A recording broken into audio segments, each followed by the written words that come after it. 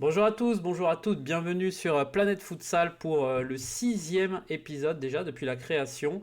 Et aujourd'hui un invité que, si on connaît le futsal, hein, on connaît cette personne, on connaît ce qu'il fait aussi pour le futsal. Je vais vous le faire découvrir tout de suite, évidemment, monsieur Philippe Lafrique. Bonjour Philippe, comment allez-vous?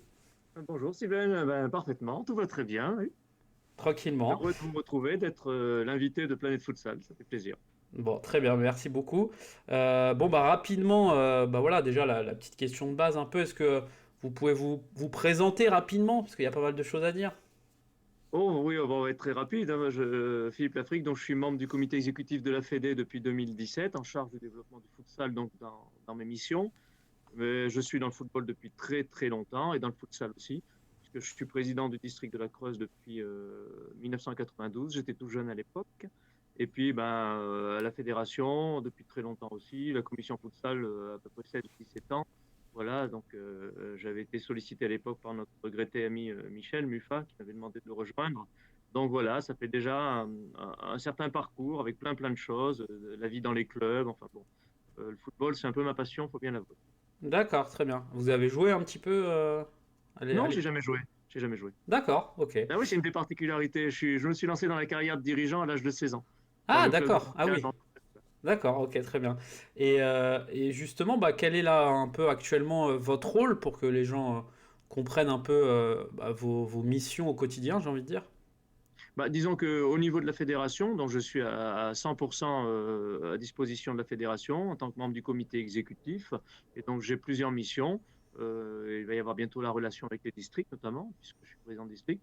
Mais c'est essentiellement, effectivement, le développement du futsal avec la mise en place d'un premier plan de développement en 2017 et le suivi du futsal dans son ensemble.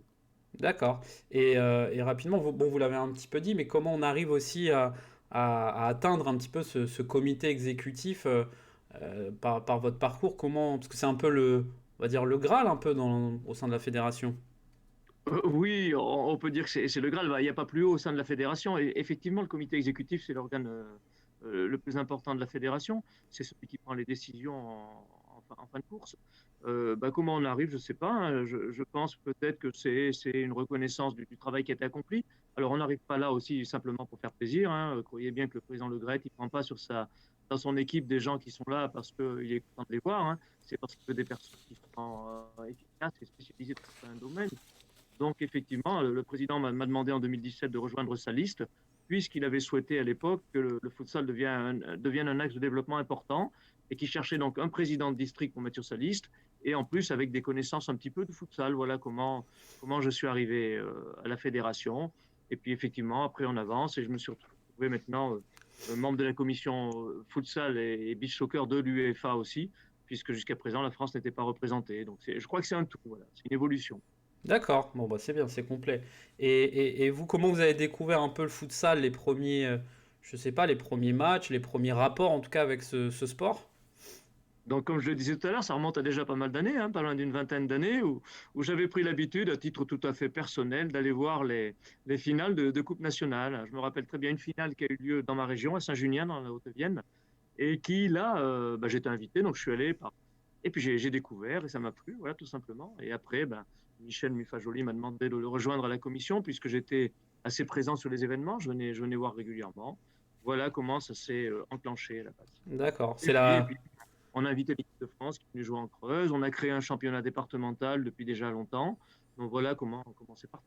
C'est la passion qui devient une fonction par la suite, quoi, un petit peu. Oui, c'est ça, mais le football a toujours été ma passion et c'est devenu une fonction depuis déjà longtemps et maintenant une mission. D'accord, très bien. Justement, c'est quoi un petit peu le bilan que vous tirez de cette première mandature? Donc, elle a duré 4 ans, donc 2017, hein, vous le disiez. Oui, c'est ça, oui, on était élu en 2017, de mars 2017 à mars 2021. Voilà. Bah, ça a été quoi un petit peu les actions, les choses qui ont été mises en place? Déjà, voilà, peut-être le bilan que vous pouvez faire de ces 4 premières années? Sur le futsal. Oui, principalement, Oui, ouais. sur le futsal principalement, ouais.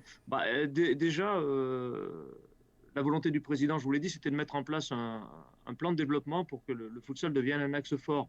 Donc, ça a été le principal travail que j'ai eu à accomplir, c'est de mettre en place ce plan de développement. Donc, inutile de vous dire qu'au début, ça n'a pas été facile parce que le futsal n'avait pas forcément au sein même de la fédération la reconnaissance qu'il peut avoir aujourd'hui. Hmm. Euh, on en parlait peu. Euh, les résultats n'étaient pas toujours ceux qu'on voudrait dans une fédération.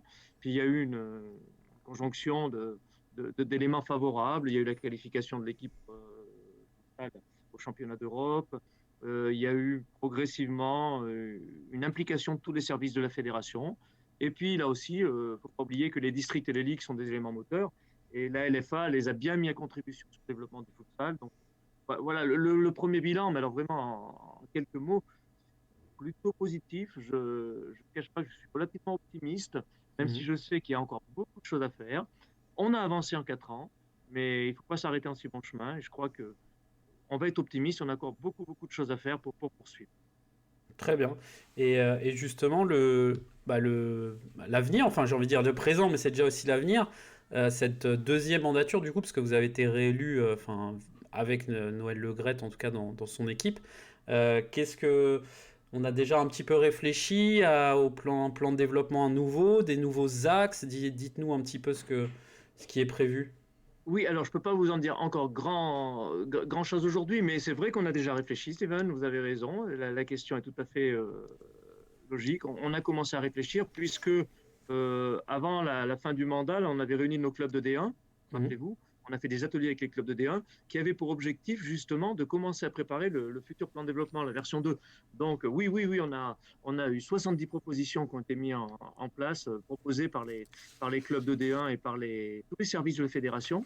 Et c'est là une grosse satisfaction parce que maintenant, tous les services de la fédération se sentent impliqués dans la vie du futsal, que ce soit bien sûr la commission fédérale futsal, ça va de soi, mais on a aussi la direction des compétitions qui travaille depuis très longtemps sur les compétitions futsal. On a désormais le service marketing avec les droits télé, on a les organisations de matchs internationaux qui maintenant s'occupent du futsal. Donc là, c'est là, je pense justement, un des éléments importants de ce premier plan de développement et qui seront primordiaux pour le deuxième plan de développement, c'est l'implication de tout le monde de la fédération sur le domaine du futsal.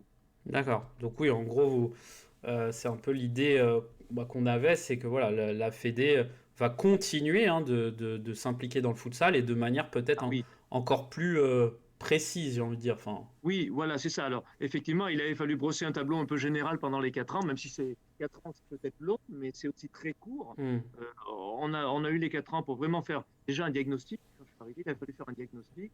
Après, en ont découlé diverses propositions, diverses mesures phares. On en reparlera peut-être. Et puis maintenant, on va pouvoir un peu rentrer dans le détail. C'est ce qu'on a fait d'ailleurs avec nos clubs de D1 sur les ateliers de travail. d'accord, très bien. Bah, il y avait aussi de vos actions, c'était la création du pôle France avec Raphaël Reynaud. C'est quoi un peu le bilan là que vous en tirez? Est-ce que aussi, alors j'en avais un petit peu parlé avec Raphaël, il était Oui, vous venu l'aviez lors de reçu, l'émission effectivement. 2, ouais. Est-ce que, voilà, il m'avait déjà un petit peu parlé, mais est-ce qu'il y a d'autres pôles en préparation?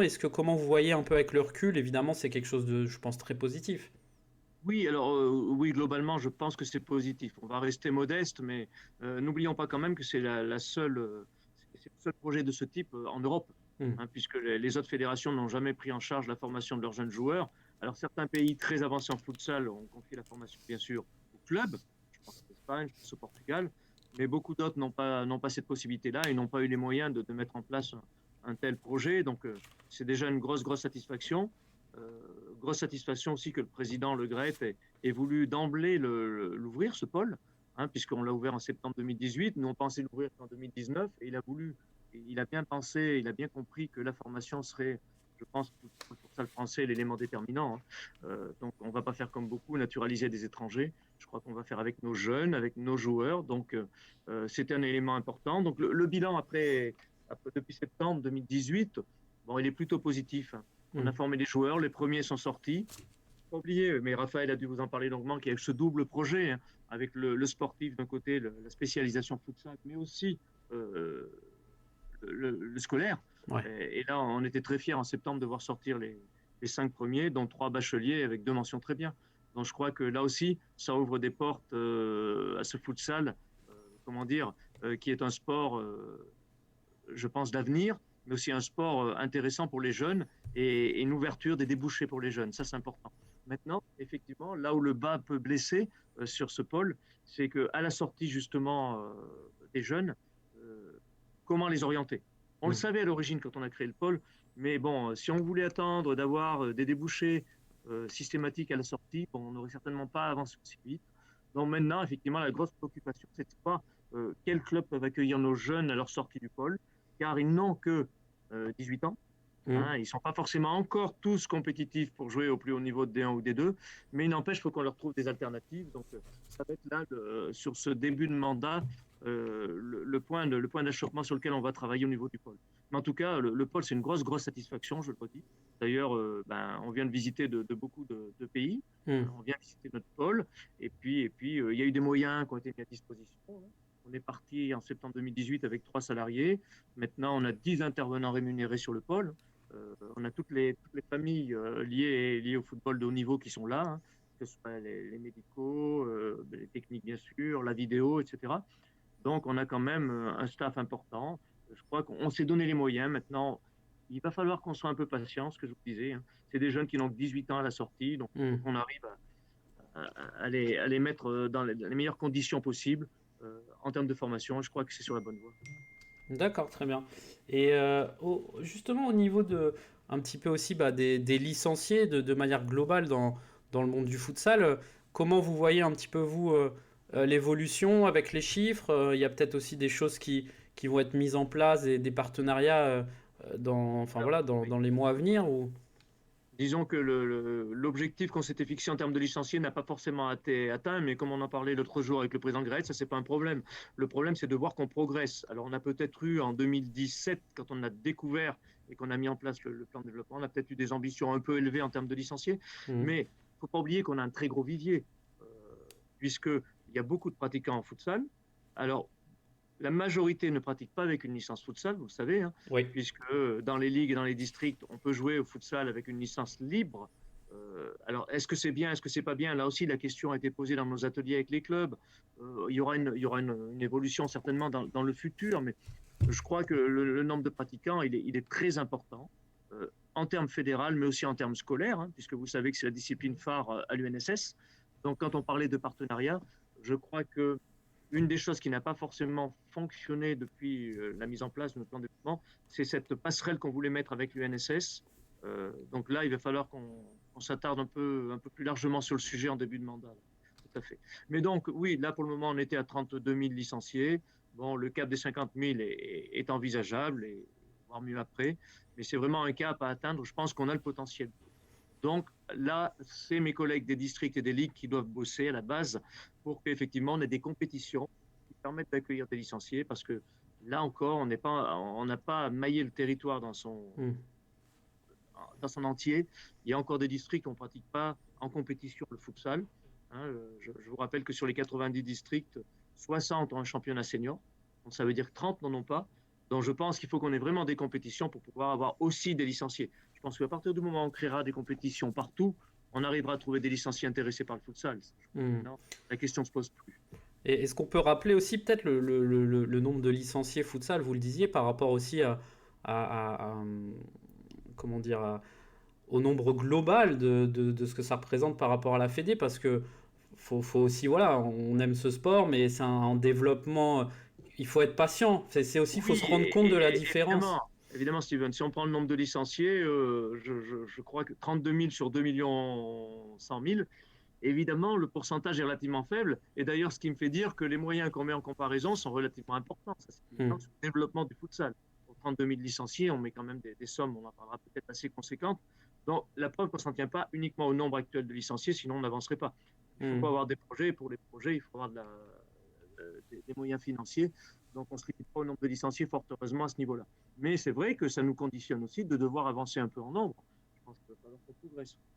Ouais. Non, mais justement, vous pouvez en parler parce que je l'avais noté. C'est vrai que, parce que voilà, souvent dans des discussions, alors souvent dans les réseaux sociaux, mais on peut lire aussi un petit peu tout et n'importe quoi. Mais il faut, enfin voilà, moi je le vois un petit peu de l'intérieur. Je sais aussi que la Fédé met les moyens, fait vraiment beaucoup pour le futsal, justement, même peut-être financièrement, pour que les gens se rendent compte un petit peu. Enfin, est-ce qu'on peut Oui, donner des oui, chiffres, hein? oui, on peut donner des chiffres. Il y a rien de secret. Hein. Il y a les budgets sont publiés tous les ans, hein, donc en assemblée générale, donc tout le monde peut les regarder, même si on sait ce que c'est que les tableaux avec des chiffres, c'est pas toujours très Ouais. clair. Mais je crois que il n'y a pas il n'y a pas deux fédérations en Europe qui mettent autant d'argent sur le futsal. Allez, on va peut-être dire l'Espagne, et puis voilà, hein. Après, il n'y en a pas d'autres qui mettent autant que la France, hein. Nous, c'est à peu près 5 millions chaque année sur le futsal. Si on parle le développement d'un côté, l'organisation des compétitions et les sélections, c'est quand même 4 millions et demi à 5 millions chaque année sur le futsal. Donc je crois que c'est pas des chiffres innocents malgré tout, même si on peut toujours mieux faire. Alors après, la grosse discussion, Steven, qu'on peut avoir, et certainement sur les réseaux sociaux aussi, c'est la manière d'utiliser cet argent, cette manne financière, qui ne plaît pas forcément à tout le monde, bien évidemment. Si on se passe de côté club, le club va dire la fédération ne met pas assez d'argent sur les clubs. Si on se met au niveau d'un district, le président de district va dire oui, mais la fédération ne nous donne pas assez d'argent pour le futsal. Et puis voilà. Donc je crois que bah, C'est difficile que tout le monde soit content, c'est pas le plus facile, hein, de voilà, toute façon. c'est une politique qui est mise en place. Bon, elle est ce qu'elle est, hein. On ne peut pas dire qu'il n'y a pas d'argent. Maintenant, à nous de bien discuter avec tout le monde que on reconnaisse au moins les mérites de la fédération dans le développement du futsal. Très bien. Bon, je vous le disais en off, hein, mais j'ai reçu énormément de questions pour Philippe. Donc voilà, l'émission va. Je vais intégrer des questions des gens qui nous ont posé, que ce soit sur Facebook, Twitter ou autre, parce que voilà, il y en a eu beaucoup. J'ai pas pu tous les sélectionner. Donc en tout cas, merci d'en avoir envoyé. Il y en avait quasiment une cinquantaine. Ça m'a On même va dire que c'est une bonne surpris. nouvelle, ma foi. Ouais, c'est une bonne nouvelle. Ça prouve que voilà, il y a de l'intérêt et que voilà, vous avez aussi plein des interrogations ou autres. Mais voilà, je vais les intégrer un petit peu dans le fil de l'émission. Mais voilà, désolé pour les questions que j'ai pas pu poser. Mais voilà, j'en ai sélectionné une quinzaine et donc ça va un petit peu s'intégrer. Je voulais parler justement aussi de la division 1 parce que voilà, c'est le championnat. Il s'est joué aussi, enfin, c'est le seul championnat qui s'est joué. Comment vous voyez aussi peut-être son évolution, son développement au quotidien, les choses qui ont été positives. C'est quoi un peu votre regard sur ce championnat de Division 1? La D1, déjà, je crois qu'on sera tous d'accord pour dire que c'est notre vitrine avec l'équipe de France. C'est nos deux vitrines du futsal français. Le championnat de D1, bon, il commence à avoir une certaine reconnaissance. En France, bien sûr, maintenant il est connu, mais aussi au niveau européen. Donc je crois que on peut dire que là, ça a bien avancé. On a bien avancé. Si on repart quelques années en arrière, hein, avec Michel Muffat, quand il a fallu se poser la question, on avait la Coupe nationale, on n'avait pas de championnat, rappelez-vous. Euh, Mhm. que faire, comment on s'organise, qu'on a créé ce fameux challenge avec des clubs qui ont fait beaucoup d'efforts à l'époque pour participer. On en a encore quelques-uns encore aujourd'hui qui sont toujours présents. Donc l'évolution, elle est nette, elle est évidente. Maintenant, c'est pas toujours facile quand on est dans un club de faire preuve de patience, je sais, et on veut aller vite, mais je crois qu'il faut avoir des bonnes structures pour pouvoir pérenniser les clubs dans ce niveau national qui devient de plus en plus élevé, hein.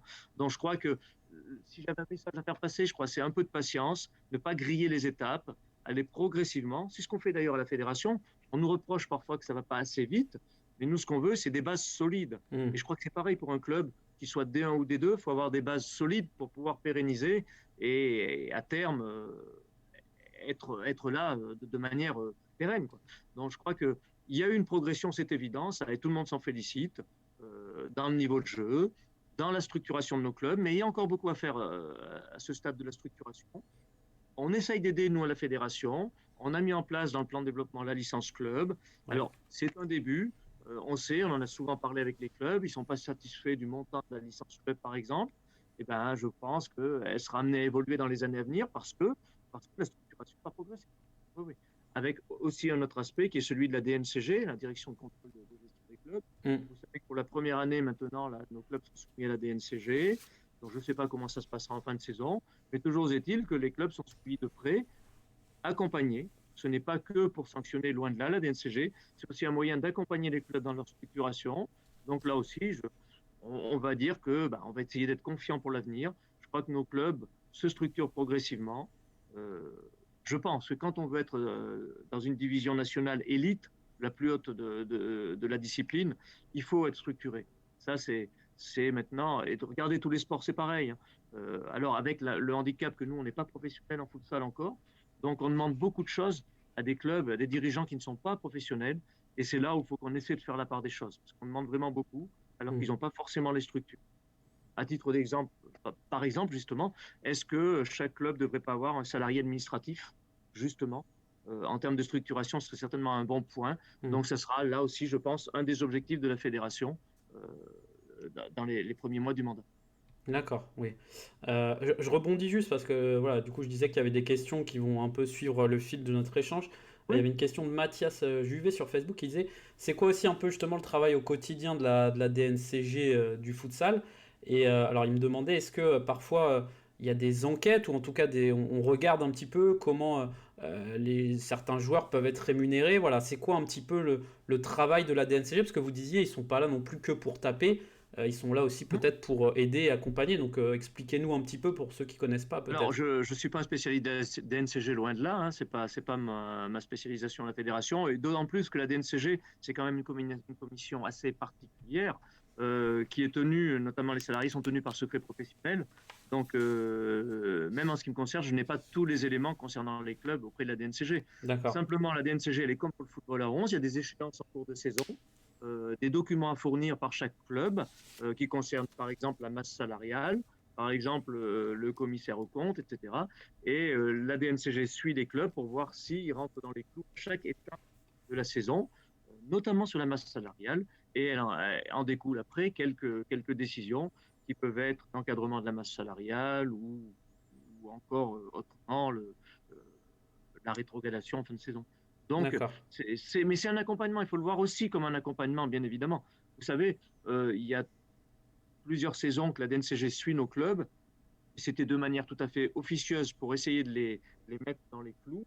Euh, En 2 ans, 3 ans, les progrès sont déjà énormes en termes Mm. de structuration financière des clubs. Parce qu'au début, c'était le néant. Et avec cet appui, ces conditions à remplir, petit à petit, les clubs ont pu se mettre un petit peu plus dans les formes. Mais effectivement, la masse salariale est suivie. Les contrats sont suivis. On demande des contrats de joueurs, par exemple. Voilà, tout à fait. D'accord. Pour revenir sur la Division 1, justement, j'avais deux questions, alors que voilà, c'est des choses que j'avais notées, mais elles ont été posées, donc en même temps, je Oui, salue les gens qui nous suivent. Alors, quelqu'un que vous connaissez sûrement, Francis Lococa, qui m'a posé une question sur Instagram, qu'on salue, il demandait aussi, voilà, lui, il est joueur de Division 1, bien à sûr. quand le retour des playoffs? Et c'est vrai que c'est parfois bon, bah, une question qui revient souvent. Oui, c'est Et, une question qui revient souvent. et c'est vrai que Alors, même alors en tant que commentateur, spectateur, etc., bah, parfois c'est vrai qu'on se rend compte, cette année on a la chance d'avoir vraiment un un championnat mano-mano serré, entre mais Access et Mouveau, mais voilà, il y a des matchs qui c'est pas tous les malheureusement ans. ont moins d'intérêt. Donc comment vous... Ah, alors, voilà. oui, alors vous imaginez bien que dans les ateliers avec nos clubs de D1, ça fait partie des 70 propositions retenues, vous l'imaginez bien. Et ça, de ce côté-là, je peux vous dire que c'est autant retenu par les clubs que par la fédération. Pourquoi? Parce que on sent bien que c'est un sport de salle, c'est un sport un petit peu particulier quand même, le futsal, en termes d'attractivité. Et si on veut attirer les médias, les télévisions notamment, on en reparlera certainement tout à l'heure, Hmm. et ben je pense que les playoffs sont une des conditions sine qua non pour qu'on avance. Donc, il faut se rappeler pourquoi les playoffs ont été supprimés aussi par la Ligue de foot amateur. Hein. C'est que c'était des matchs à soucis. Hmm. Il faut bien le reconnaître. On avait beaucoup de soucis sur ce genre de match. Euh, il faut admettre, et là je m'en suis vraiment satisfait, que les conditions d'organisation des matchs sont nettement améliorées quand on parle de structuration. Alors, évidemment, on ne peut pas parler de cette saison où il n'y a pas de public, mais les 2 dernières saisons avec public ont été nettement plus calmes, beaucoup mieux organisées. On a eu très peu d'incidents sur la Division 1. Donc là, évidemment, ça change toutes les conditions et ça facilite d'envisager de remettre en place les playoffs, bien évidemment. Donc, les playoffs, oui, oui, oui, la volonté, c'est de les remettre assez rapidement en place. D'accord. Dès la saison Pour rassurer prochaine Francis ou... et tous les amateurs, oui. Ouais, dès la Alors, une saison... échéance, pas facile à donner une échéance, mais Ouais, d'ici 12 ans, oui. d'accord. Et ok, et bah du coup non, vous m'avez tendu une paire justement avec une question d'Eliott. Bon, je vais juste mettre Elliot, parce que j'ai un doute sur le nom sur Facebook. Il me disait, est-ce que bah, justement la FFF aussi, elle cherche pour cette division un partenaire un peu sous forme de naming, comme ça s'est fait notamment chez les féminines avec Arkema. Et bah, dans un deuxième point, alors ça c'est peut-être un autre sujet qui viendra plus tard, mais est-ce que voilà, vous commencez aussi à essayer de, bah, pourquoi pas vendre des droits? C'est un sujet aussi qui revient de temps en temps. J'imagine que voilà, c'est Alors, dans les oui. clous, quoi. Alors, quand je vous dis que tous les services à la fédération désormais sont impliqués et intéressés par le futsal, j'avais pas le même langage il y a 3 ans en arrière, effectivement. Et ce qu'il a fallu, et c'était mon rôle, c'était de convaincre l'ensemble des personnes à la fédération que le futsal avait un attrait. Et là où je me réjouis encore, c'est que le service marketing est à fond maintenant sur le futsal, à tous les niveaux. Regardez l'organisation d'un match de l'équipe de France, par exemple. Mhm. On a mis quand même en place des dispositifs qui font qu'à chaque fois, les délégués de l'UEFA qui viennent sont épatés. Donc, c'est nettement mieux. Et effectivement, le championnat, on a commencé à faire un petit peu de décoration des salles, mais c'est encore sommaire. On va là aussi avancer. On va donner un peu plus de visibilité pour que nos clubs mettent bien en avant la compétition. Mhm. Donc là, le naming, c'est une question qui a été posée, qui a été retenue aussi dans les propositions. Il faut qu'on avance rapidement sur du naming. Le service marketing de la Fédé est en train de travailler parce que pour vendre la compétition à une entreprise, il faut que cette entreprise connaisse la compétition et qu'elle sache qui est intéressé. Mhm. Parce que du naming, ça veut dire qu'il faut que les matchs soient diffusés, on va en parler, mais qui regarde les matchs de futsal? Mhm. Il n'y a pas eu réellement d'études faites à ce niveau-là. Donc le service marketing est en train de travailler là-dessus, qu'on puisse proposer à des sociétés le naming de la compétition D1, sachant qui derrière est intéressé. Alors évidemment, moi je ne suis pas dans l'étude, mais on peut supposer que c'est un public relativement jeune, Mhm. par exemple, pas forcément toujours licencié football. Donc c'est Mhm. plein de créneaux qu'il faut arriver. Il faut qu'on sache qui regarde, qui est intéressé pour pouvoir proposer. Donc le travail est commencé. Il est même bien commencé, je peux vous le dire. J'ai vu quelques ébauches du travail du marketing. Donc j'ai bon espoir que rapidement on ait un naming comme la D1 Arkema, effectivement. Mais il faut quand même que chacun se rende compte qu'on ne pouvait pas faire un naming comme ça sans connaître. Et il a fallu le temps, il a fallu structurer. Là aussi, notre championnat maintenant est intéressant. Donc je pense qu'on va trouver assez rapidement une société qui voudra s'associer à l'AD1 futsal. Bon, tant mieux, enfin, c'est une Oui, bonne nouvelle. je suis optimiste là aussi. Bon, tant mieux. Mais voilà, après, c'est pour rebondir aussi, c'est ce que vous dites aussi d'un sens. Alors, la Fédé doit aider, enfin voilà, en mettant à disposition je sais pas, des affiches, des choses, mais c'est aussi Oui, peut-être le devoir des clubs aussi de faire un effort. On sait qu'il y a certains clubs en Division 1, alors qu'on peut-être plus de moyens, qui font des petits shows d'entrée, enfin, qui font des choses sympas. Est-ce que aussi enfin, si on veut vendre un produit aussi, il faut que tout le monde, à un moment, y mette du sien. Enfin, c'est ben, ça vous aussi le. savez, Steven, la première question qui se pose, c'est même pas l'animation, c'est tout bêtement la salle. Ouais. On a encore des salles en D1 qui ne sont pas aptes à recevoir la télévision. Mm. C'est pas possible. Mhm. Si on compare à la D1 Arkema, la D1 Arkema, le partenaire Arkema, Canal+, qui diffuse les matchs, ne sont pas forcément satisfaits encore de tous les stades qui accueillent la D1 Arkema. Ouais. Et pourtant, Dieu sait s'il y a eu des efforts là aussi de fait. Hein. Mhm. Donc, au niveau de nos salles de D1, on a encore des efforts à faire.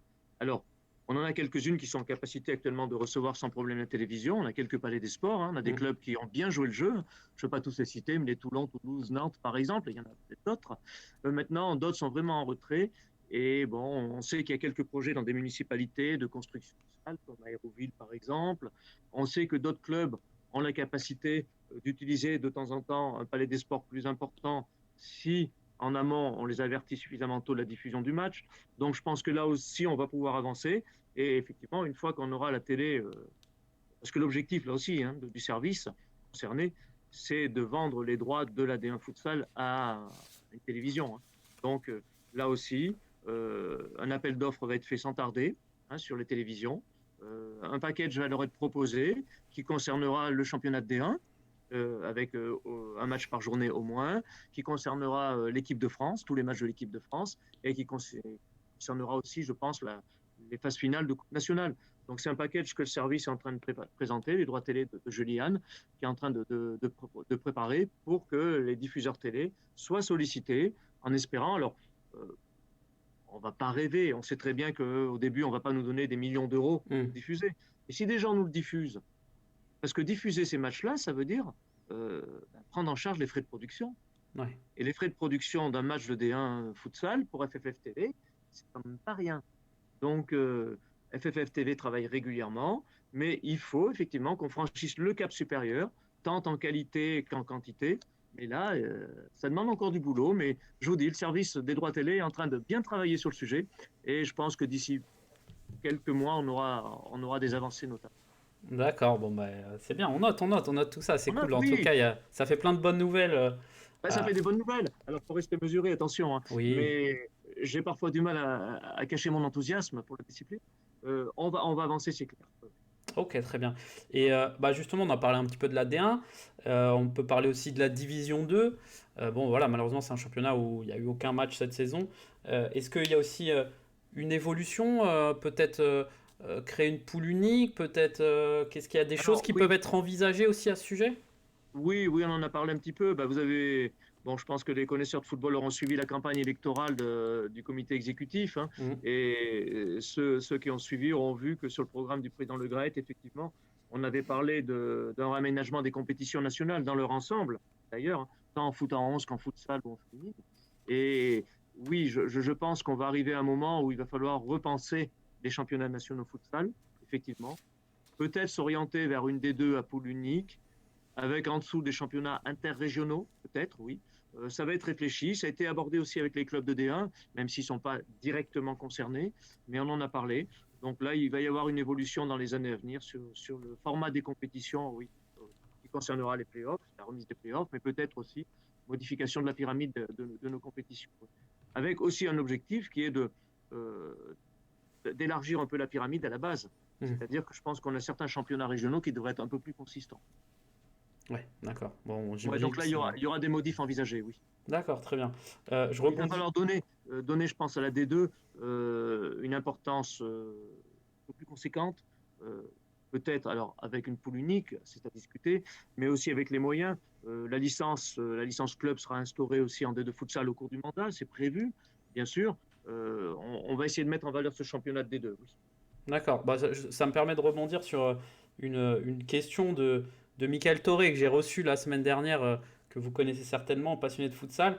La question c'était voilà comment aussi la Fédé compte un petit peu accompagner ces clubs de Division 2. Parce que voilà, de son côté, voilà, on essaye de structurer le club, il y a des contrats avec des licenciés qui sont rémunérés, des logements, des défraiements, etc. Et puis il y a des partenaires qui l'ont suivi. Et bah, c'est un petit peu compliqué aussi pour lui de, enfin, qu'est-ce qu'il doit dire à ses partenaires, etc. Donc voilà, il demande un petit peu est-ce que la Fédé a prévu des choses pour un petit peu bah, aider et accompagner ces clubs de Division 2.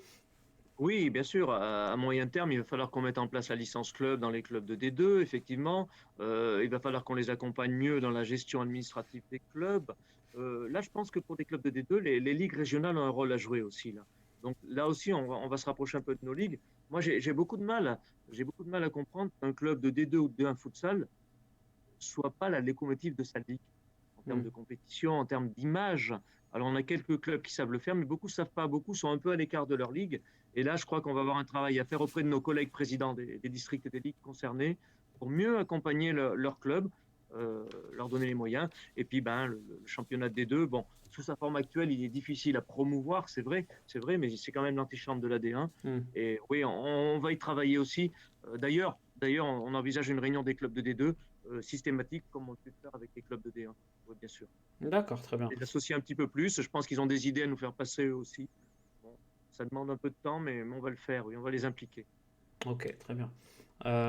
Rapidement aussi, on va échanger un petit peu sur l'équipe de France, parce que du coup, vous étiez chef de délégation des U19 d'abord, et Oui, puis vous, toujours. Ouais. ouais, toujours, et puis bah, malheureusement, au moment de Oui. la disparition de Michel Mufajoli, vous avez pris sa place, entre guillemets, enfin, vous Oui, l'avez... par la force des choses, je suis actuellement chef de délégation de l'équipe A. D'ailleurs, avec plaisir, c'est évident, mais c'était pas ce qui était prévu, je vous l'assure. Oui. D'accord. Du coup, à terme, il y aura, enfin, vous allez rester dans cette fonction ou c'est prévu qu'il y ait peut-être du changement Bah, disons qu'il va falloir là aussi qu'on recrute de nouveaux chefs de délégation, puisque on a nos trois sélections, hein, 19, 21 et A. On aura dans l'avenir une sélection féminine aussi, on en parlera plus tard Ouais, peut-être. ouais, ouais. Donc ça veut dire qu'il va falloir qu'on recrute des nouveaux chefs de délégation un peu spécifiques futsal. Alors D'accord. là, je commence à en parler et j'avoue avec plaisir que s'il y a 4-5 ans en arrière, je ne pouvais pas en trouver, là j'ai des candidatures. Ah, Donc c'est aussi bon signe.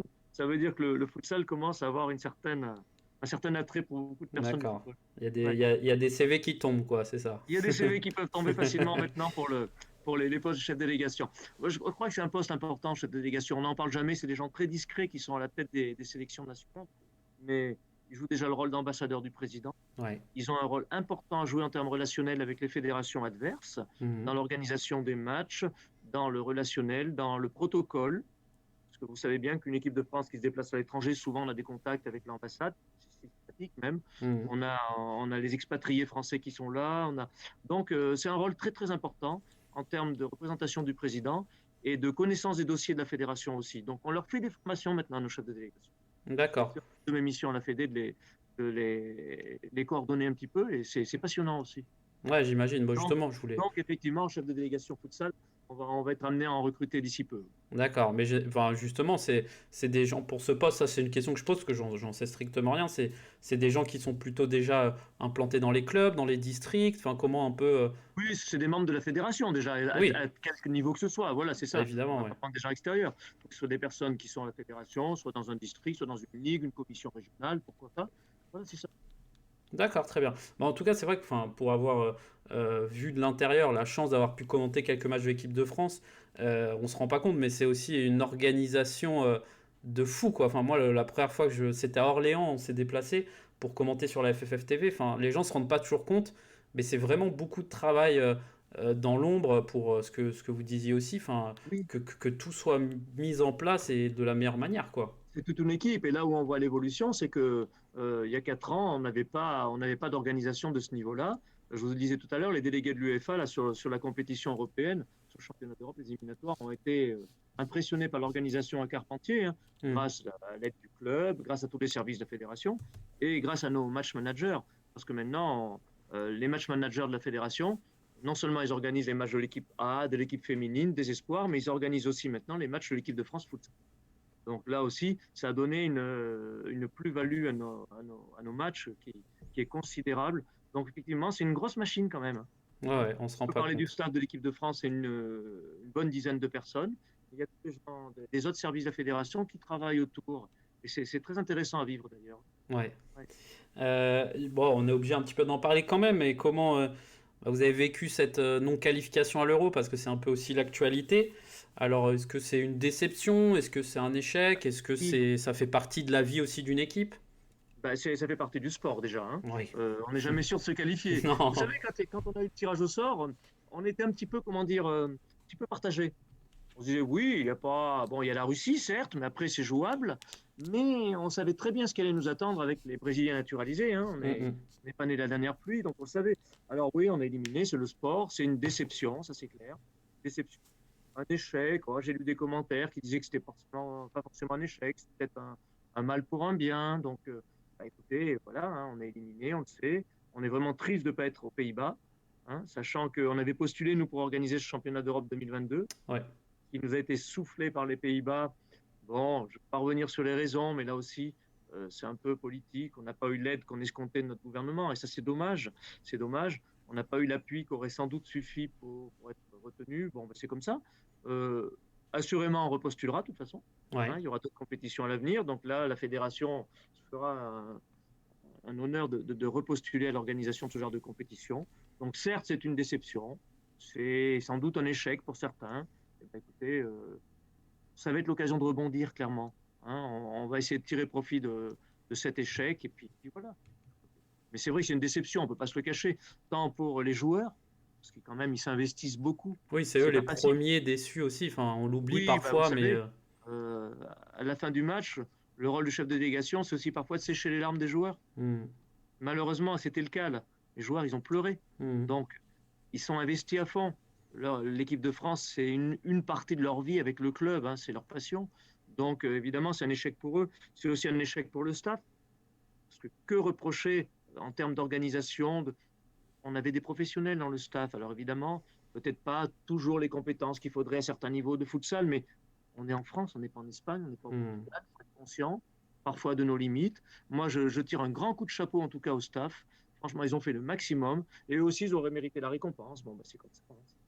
On D'accord. en reparlera, de toute façon. On va retravailler sur le sujet maintenant, hein. Oui, j'imagine. Ben justement, peut-être dernière question pour clore ce sujet. Est-ce que bah, il va y avoir aussi peut-être des changements d'organisation, de structuration, peut-être enfin voilà, est-ce qu'il y a déjà eu un premier écho, même si je sais que pour vous c'est peut-être aussi enfin, compliqué d'en parler, mais voilà, est-ce qu'il va y Oui, oui, avoir non, mais des choses qui je, vont je veux changer, rien. quoi? Oui, oui, je vais rien dévoiler aujourd'hui pour la bonne et simple raison qu'il n'y a pas de décision de prise. Mais sachez simplement quand même que le DTN Hubert Fournier et son adjoint Patrick Pion m'ont accompagné la semaine, là, m'ont accompagné pour un rendez-vous chez le président, Le Graët, pour discuter justement des conséquences. Hein. Le président, il était lui aussi bien déçu, évidemment. Et nous, on était déçus pour lui parce qu'il a mis de l'argent sur le futsal. Il a voulu en faire un axe fort de développement. Et les joueurs l'ont dit. Ils m'ont dit à l'issue du match. Il m'a dit surtout, appelle le président. Dis-lui qu'on s'excuse parce qu'on n'a pas été à la hauteur. C'est pas le cas. Il m'a bien dit. Il m'a dit non, faut pas penser comme ça. Il faut voir que globalement, on progresse. Il faut voir que c'est un incident de parcours. Et ben, à nous d'en tirer les conséquences pour ne plus tomber dans ce genre d'incident de parcours. Voilà.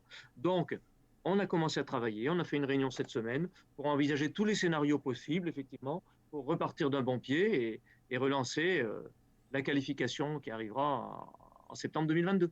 D'accord, très Voilà, bien. on y travaille. Hein. Ok, top. Bon, bah, du coup, je vais finir par les quelques questions là m'ont été posées. Alors, il y a un peu tous les sujets, hein. C'était le but aussi, c'est que Ouais. voilà, on parle un petit peu de tous les sujets. Alors, je regarde, bah, tiens, peut-être parce qu'on pour finir sur l'équipe de France, il y avait une question d'Erwan sur Facebook de Planète Tout ça qui disait pourquoi le match contre l'Arménie n'a pas été diffusé. Voilà, en tant que fan de foot, Oui, en tant que fan de oui, futsal, on s'est senti un petit peu lésé. Voilà, c'était sa question. oui. Qu'est-ce Ben qui. là, je comprends Erwan et tous les amateurs. J'ai d'ailleurs vu sur les réseaux sociaux des commentaires pas très amènes à l'égard de la fédération. Bon, on va pas chercher à savoir qui est coupable.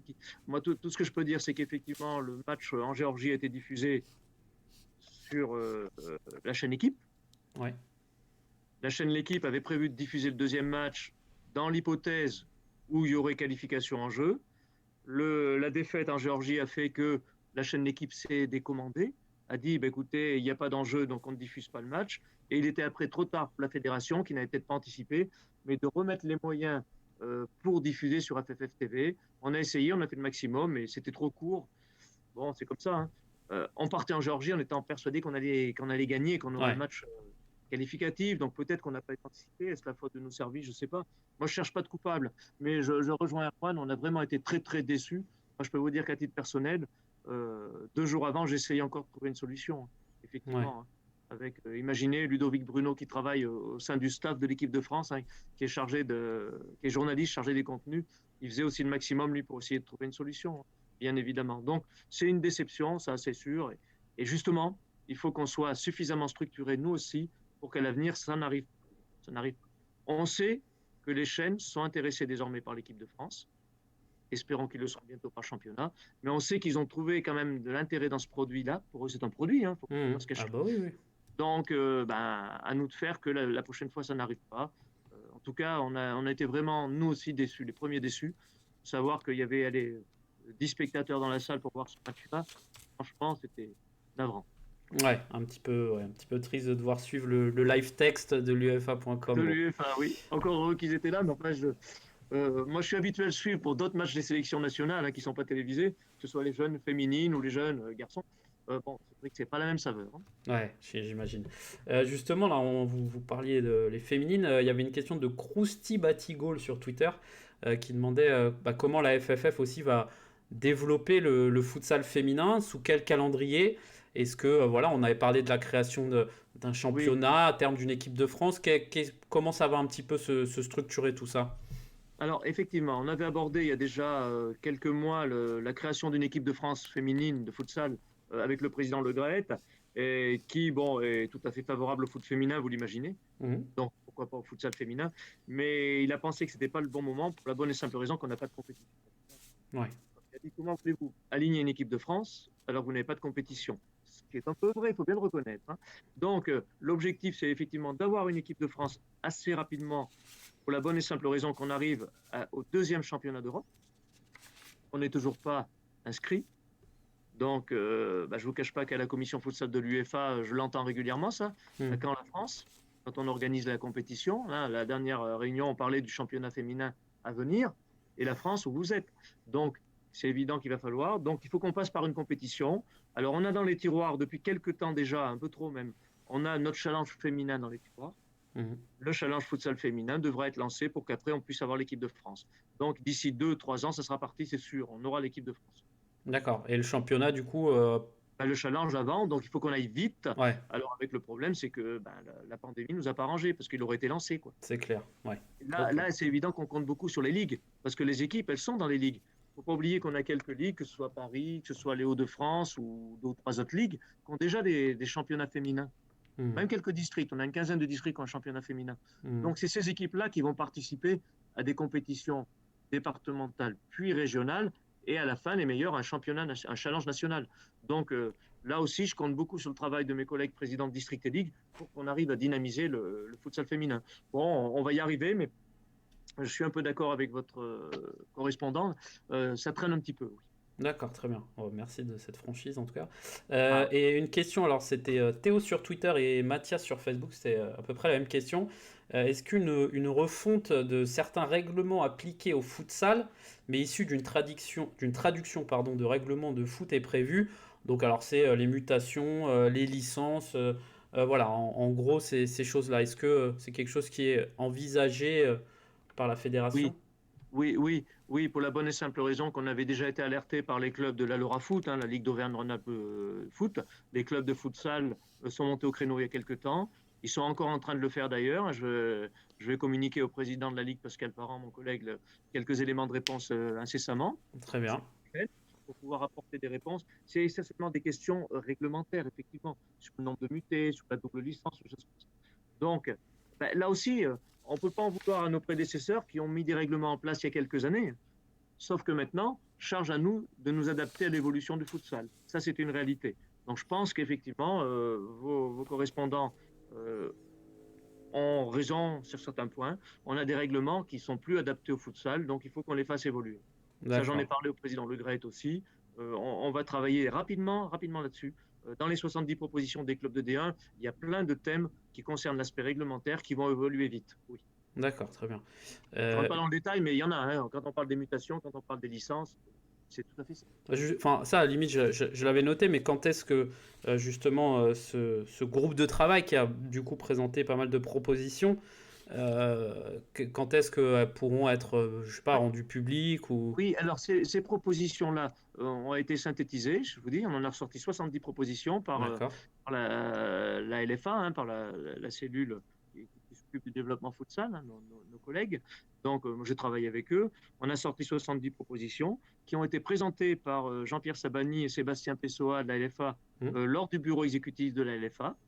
Ces propositions ont été validées, les 70, rien n'a été rejeté. Mais ne me faites pas dire ce que j'ai pas dit. Rien n'a été validé non plus, puisque c'est pas ce Belfala qui devait valider. C'est évidemment la future équipe du bureau de la LFA, après les élections du 30 avril, qui mettra en place le plan de développement sous mon contrôle, enfin avec mon accompagnement plutôt, et qui à ce moment-là validera toutes ces propositions. Donc ça va être en début de mandat, c'est-à-dire mois de juin ou enfin pour septembre prochain. D'accord, très bien. Une question de Jérôme Pasquier qui vous dit que voilà, vous êtes quelqu'un qui fait Notre beaucoup pour capitaine pour le U21, futsal et ouais, qui vous envoie capitaine toute équipe de France, un son charmant garçon, amitié. Voilà, exactement. Alors lui, sa très question motivé, c'est très motivé. est-ce que les contrats fédéraux pour les joueurs de futsal vont arriver bientôt? C'est une question qui se Oui, posait. oui, alors il me la pose souvent, Jérôme, mais c'est bien, c'est l'occasion de répondre à l'ensemble Il des insiste, il a raison, c'est bien. Bien sûr, c'est très bien joué, c'est exactement ça. Oui, alors le préambule, c'était simple. Il fallait que les clubs soient structurés et soient sous le couvert de la DNCG pour que l'on puisse mettre en place les contrats fédéraux. C'était la condition sine qua non.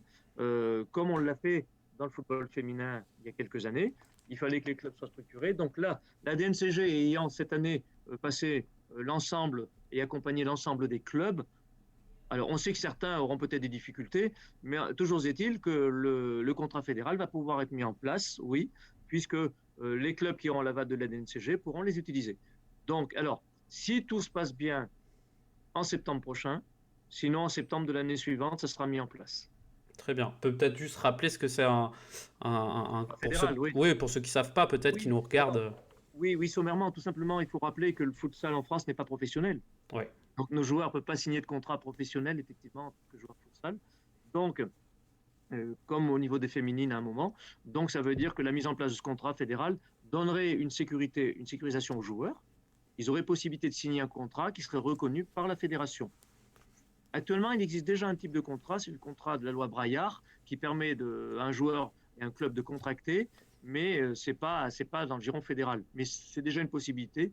Mais là, le contrat fédéral aurait effectivement l'avantage de sécuriser les joueurs, et puis aussi les clubs, hein. Ça éviterait des paiements des fois qui sont un petit peu J'en dirai pas plus, mais Hmm. on sait que certains clubs essayent d'indemniser les joueurs, mais tout le monde le sait, de manière non officielle, Ouais. alors que là, ça permettrait d'officialiser. Étant entendu que sur les premières années, on va pas, ce ne sera pas porte ouverte, hein, il n'y aura pas un nombre illimité de contrats fédéraux. Pourquoi? Parce que l'assise financière de nos clubs, même en D1, n'est pas suffisante encore.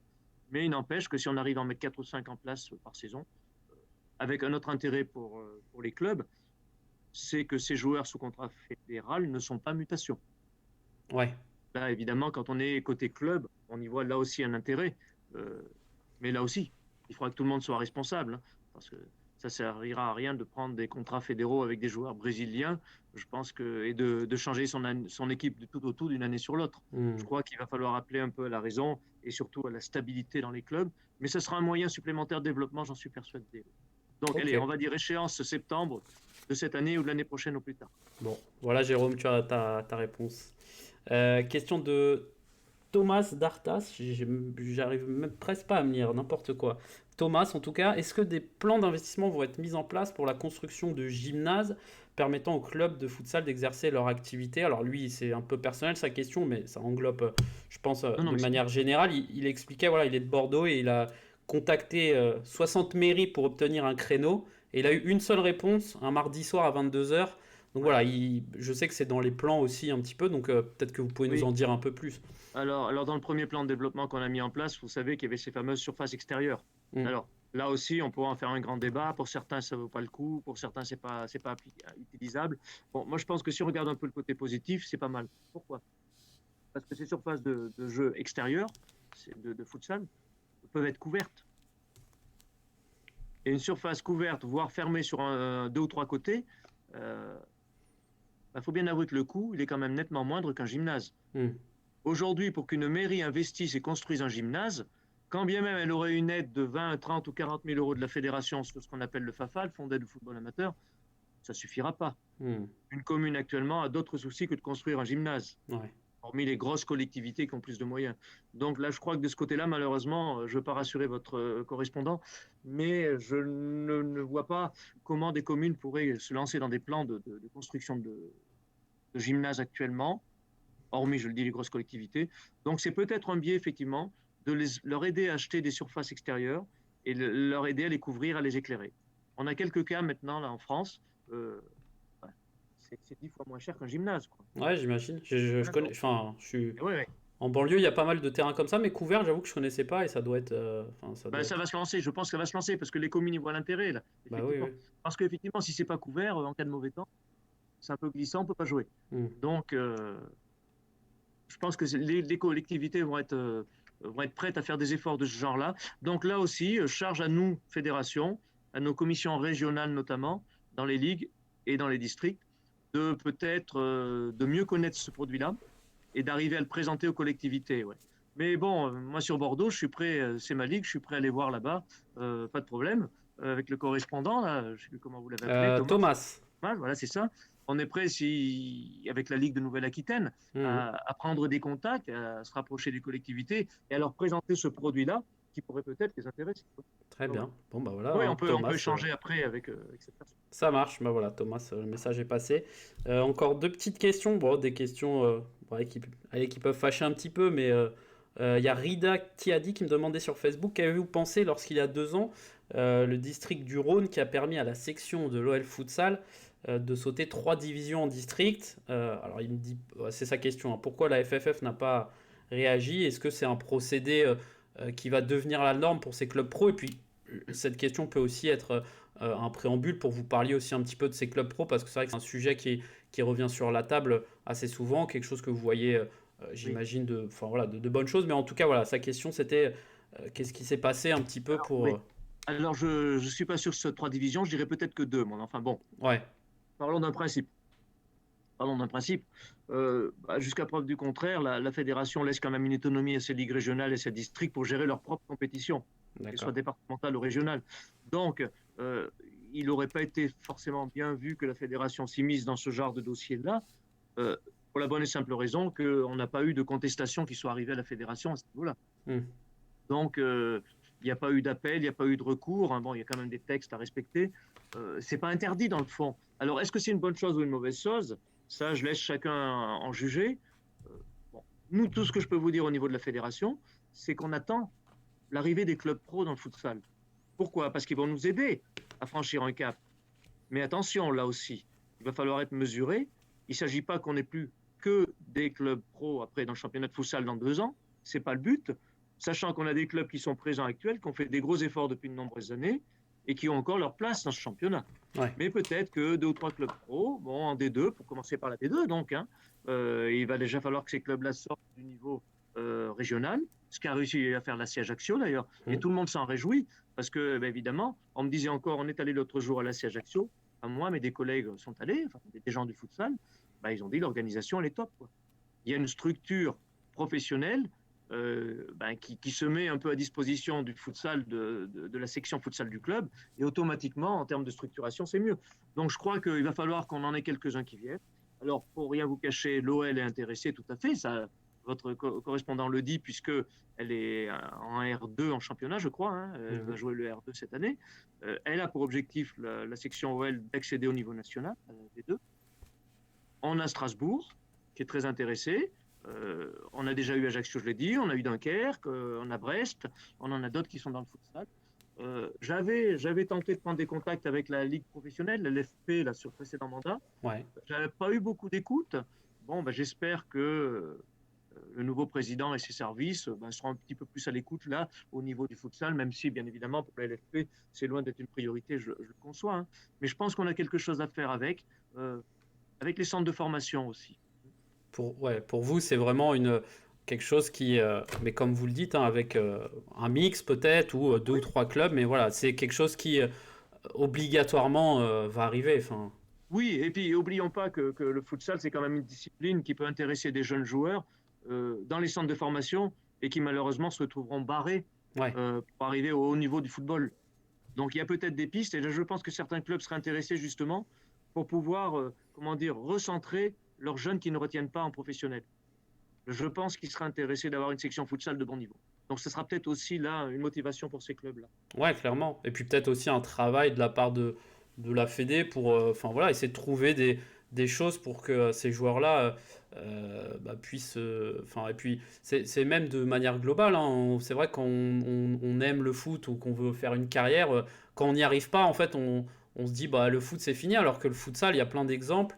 Oui, Et puis on peut c'est ça, arriver plus tard aussi dans le futsal, bien sûr, voilà, bien et sûr. c'est vrai que ça c'est Et, quelque chose, enfin ouais, c'est ça. Et certains clubs commencent à l'appréhender. Hein, le FC Metz, pour pas les citer, vont créer une section sportive futsal ouais. dans un établissement scolaire de la ville. Donc voilà, ils ont bien percuté cet intérêt. Parce que l'OL fait aussi déjà, hein, fait pratiquer le futsal à ses jeunes. Donc il n'y a pas de raison. Là aussi, je pense qu'on va pouvoir avancer. Mais là aussi, il faudra rester assez mesuré. L'objectif étant pas de mettre que des clubs pro dans les médias. Ouais, clairement. Non. Dernière question là de toutes celles que j'ai pu recevoir, j'en ai sélectionné. Encore une fois, hein, désolé pour celles que j'ai pas pu sélectionner, je pouvais pas.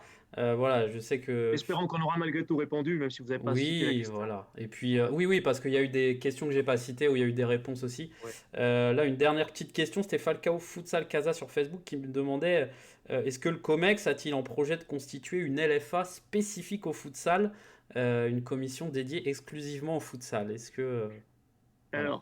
Alors c'est assez marrant, oui. Donc, dans mon entretien que j'ai eu avec le président Le Gret cette semaine avec nos directeurs techniques nationaux, j'ai commencé à lui aborder le sujet, effectivement, où après 4 ans, j'ai quand même vu ce qui avait bien marché, vu ce qui avait un peu moins bien marché, là où il y avait des petites problématiques de fonctionnement, et je lui ai suggéré qu'il allait falloir évoluer dans ce domaine d'organisation au sein de la fédération pour le futsal.